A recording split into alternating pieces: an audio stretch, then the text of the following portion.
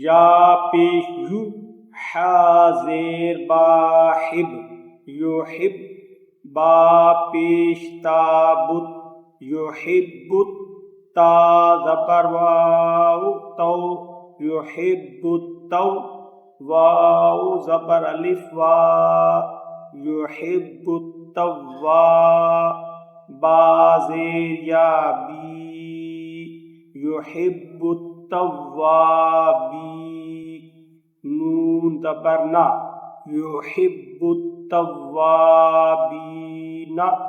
اب اس میں اس چیز کا خیال رکھنا ہے کہ یہ تا موٹا نہیں ہونا چاہیے، اس الف کو حروف مدہ ہے، ایک الف کی مقدار لمبا کر کے پڑھنا ہے، اسی طرح یہاں یا مدہ ہے تو اس با کو بھی ایک الف کی مقدار لمبا کر کے پڑھنا ہے۔ را زبر با رب، با پیش سین بس ربس، سین زبر سا رب السا، میم کھڑی زبر ما رب السماء، واو کھڑی زبر وا رب السماوات، تا زیر تی رب السماوات، حمزہ زبر ا، حا زبر طا حط احط، تا پیش تو احط۔ اب اس میں اس چیز کا خیال رکھنا ہے کہ جہاں حروف مستعلیہ کے بعد باریک پڑے جانے والا حرف ہو تو وہاں پورا ادغام نہیں ہوگا، مطلب یہ طا کی جو مستعلیہ صفات ہے وہ قائم رہے گی اور یہ حا اس تا کے ساتھ مل کر پڑھا جائے گا۔ با زبر با، سین زبر طا سط بسط، تا زبر تا بسط۔ اب یعنی کہ یہ طا کی حروف مستعلیہ کی جو صفت مستعلیہ ہے وہ تو پڑھی جائے گی، لیکن اس طا کا اس تا میں ادغام ہو جائے گا، یعنی یہ طا نہیں پڑھا جائے گا۔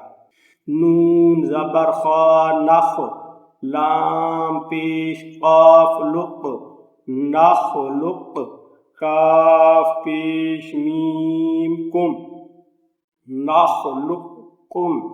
اب یہ جو ہے کاف یہ باریک پڑھا جائے گا، لیکن اس کی جو صفت مستعلیہ ہے وہ قائم رہے گی۔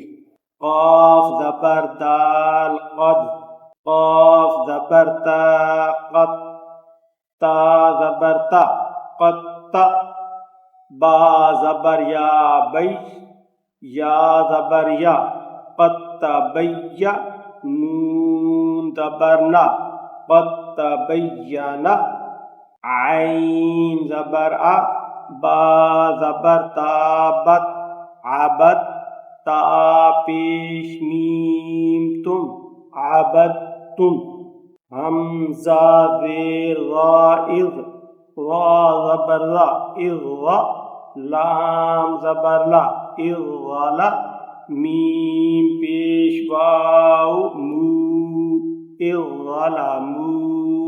اب اس ذال کا اس وا میں مکمل ادغام ہو جائے گا، مطلب یہ ذال نہیں پڑھا جائے گا۔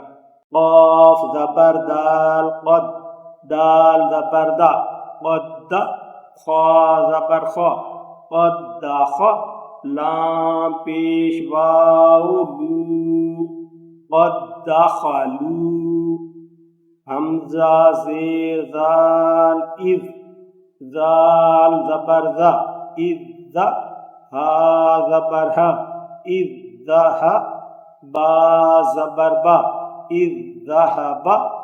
اب اس ذال کا بھی اس ذال میں مکمل ادغام ہو جائے گا، مطلب ایک ہی ذال کی آواز ہوگی۔